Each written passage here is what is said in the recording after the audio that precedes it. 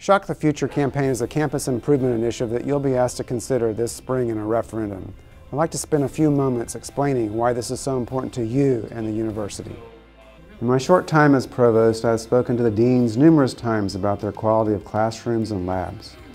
Based on their discussions with students and faculty, the deans identified significant needs for Henry and Hall: updated biology labs, clinical space improvements driven by accreditation requirements, centralized service space needed for all undergraduate and graduate students in a renovated Clinton Hall, a restroom in the library's 24-hour study space, and a new business building.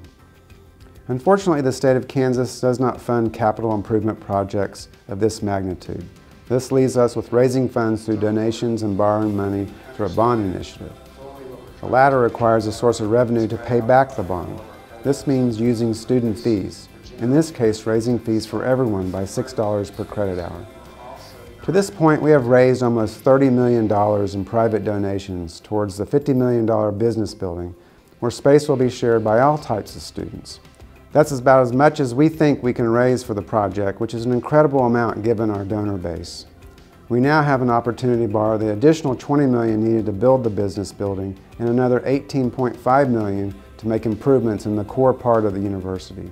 Combining these projects into one bond issue also saves money compared to doing this in 2 stages. All the projects are scheduled to be completed within 3 years of the referendum passing, so many of you will enjoy the benefits of new and renovated spaces.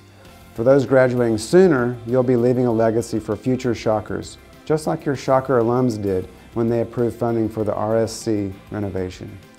Finally, the WSU Foundation is providing opportunities for faculty and staff to contribute to this project, and that includes me. If you have any further questions, message me on Twitter at WSU_Provost or email me at provost@wichita.edu. Shockers, now's the time. Let's shock the future.